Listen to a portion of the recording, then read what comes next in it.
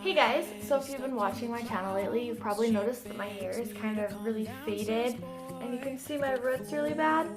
And it's because I haven't dyed my hair in like 4 months because we're going to transition it back into blonde. So after 2 years of having dark hair and red hair and all that, I'm going to go back to my natural color. Maybe a little less naturally, but we're going back blonde. But when I went to the salonist, you have to have an assessment. Well, if it's a good salonist, she'll give you an assessment before she actually dyes your hair, which is basically an appointment where she goes in and she fills your hair and makes sure it's healthy and it's ready to be bleached. And she also figures out what you've dyed your hair with before and what you're going to need to do. I've always dyed my hair myself in the past, but now that I'm going to be bleaching it, I'm going to have a professional take care of it and get it to the lighter color before I go back to do it. But I thought I'd make a video and share some tips and tricks for dyeing your own hair at home, as well as my story on my hair transition. So this is my original hair color, the color that I was naturally born with. And then when I was a senior in high school, I decided that I wanted to have even blonder blonde hair. And this is the color that I ended up with. And how I got to that color was I went and I bought one of those splat hair dyes, those crazy colored ones, because I was originally just going to put a streak of pink in my hair. But then it came with this bleaching powder, and I decided I'd just bleach my whole head. That is a very strong, corrosive bleach, and I do not suggest you use it even for a piece of your hair. When I dyed my hair, it came out actually pretty amazing for doing it myself. But if you look at my before and after pictures, my hair was so thick when it was natural and it had never been dyed. And then when I bleached it, I lost about half of the volume to it. And that's when I started having problems with my hair falling out. Like, I wasn't going bald, but my hair was shedding an unusually large amount. When I would wash my hair, brush it, the hair would just be everywhere. It was insane. So then I kept the light blonde and I would just bleach my roots out and just have the white blonde hair throughout that next year or so, and I had the pink in my hair.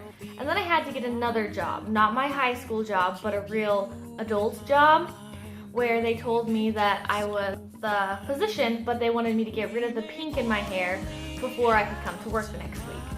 So after trying to get the pink to come out for so long, I just decided that I would dye the underneath of my hair brown. And that's when I got this look right here. Well, after a little bit, I decided that I didn't want the two-tone anymore, and so I would just dye my whole head brown. And I was using this dye right here, which you get at Walmart or Walgreens for about 10 bucks or so. It is a very horrible, horrible thing to do to your hair. I thought, the salonist, my aunt was a salonist, she told me, don't dye your hair with a box dye. Go and buy real dye. But we didn't have a place where you could buy real dye in my small hometown. And so I was like, you know what, you're just telling me that because you want me to spend more money because you're a salonist. And so I decided, it's not gonna hurt my hair. I'll just use a box dye. Everybody just uses box dye. Well, when I went to have my assessment done, she asked me to list everything that I dyed my hair with. After using this dye especially, there was metallic chemicals left in my hair. So when she goes to bleach it in, what, a week now? If it hasn't grown out all the way and been cut from where that was, the ends of my hair will be ruined because there's no way to ever take that out of your hair once they do that. Plus, that really wasn't helping with the shedding. My hair was just getting thinner and it was more damaged and I was having to cut it. My hair started out really long, as you could probably see in that picture, and it ended up just getting cut shorter and shorter and shorter and shorter. And then as the brown faded, I decided that I wanted to go a more trendy color. And so I decided to hop on the bandwagon where everyone was going red. And I started doing these colors. So I had Little Mermaid red, which just fades into the natural red, and then I'd dye it really extreme again, and then it would fade. And red is a horrible color to maintain. So it would look really great for a week, and I'd be like, oh, I love red hair, it's so beautiful. And then it would turn into this, and yeah, it looks natural and it's cute, but I wanted something a little bit nicer than washed out red. So about the time that I decided to start switching to red hair, Sally's came in to my little hometown, and you can start buying real hair dye from them without being a salonist. So I switched over to the Ion hair dye. They look like this. the color Brilliance collection. I really liked them, and as I started dyeing my hair with this, I started to notice that it was shedding less and less. But you have to have a developer for them. This one's all dirty because mine's brown. But pretty much anytime that you don't have to have a developer for your hair dye, if you just get in a box from Walmart, it's going to be doing a lot more damage to your hair than it's worth. You can actually order these online. I didn't know that until Sally's came to town, but they're about $8 a piece, and I think the developer was $5 for that big old bottle. I've only bought 2 bottles of developer in the whole 2 years that I was dyeing my hair, so it probably lasts about 6 months. And that's if you're dyeing your hair every 6 weeks. So if you're going to dye your hair, dye it with real hair dye. Do not buy a box dye, and especially if you buy a box dye, do not bleach it yourself, and do not get the L'Oreal Ferriera or whatever they are, because they have the metallic dyes in them. Anything with metallic, just stay away from it. So back to the shedding part of my hair story. As I was starting to lose my hair, I was starting to panic and think that I had done damage to my scalp, or that it was going to be irreversible, that I was just going to shed and I wasn't ever going to have the thickness and volume to my hair again. I got extensions, I tried to do everything to cover it up. So I started to do some research and look around to what would be healthier for my hair. This is the kind of stuff that you usually get at Walmart. Pantene's actually a better brand than most of them that you use. Your Tresemme, your Herbal Essence, your Swab, all that. But these are not good for your hair. They have sulfate, they have chemicals in them. They're stripping your hair of the natural oils that your hair needs to grow healthy and strong. So after I switched to some of this right here, and it was basically a co-wash. So it was a conditioner that also washed your hair. But I found that it didn't put enough moisture into my hair to keep it healthy. And so I started trying these things. I don't know if you've ever tried these, but the hair masks or leave-in conditioner and stuff.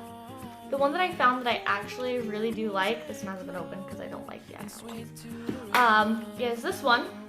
You can get it for about $2 at Sally's, but because it's so good and everybody loves it, it's hard to get it before they sell out. So sometimes you have to get on a wait list for that. The shampoo and conditioner that I'm using right now, you do buy it at Walmart or Target, but it's these ones. I didn't know about them until I tried them. I was just looking and it said Beauty Pure and Simple. It was organic. It didn't have any of the sulfate or all that other stuff in it. I got these and my hair has been amazing ever since, and this one smells amazing. I have this hairspray. It is actually supposed to preserve the color in your hair. I haven't really noticed a difference, but it smells really good and it doesn't make my hair crunchy and it doesn't make it feel dried out the next day.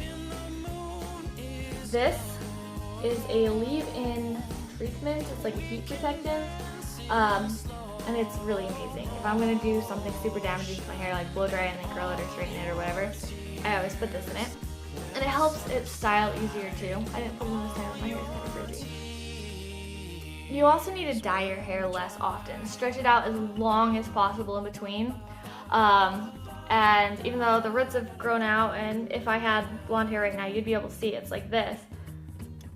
My hair feels a lot healthier and it's grown an incredible amount in the last month actually.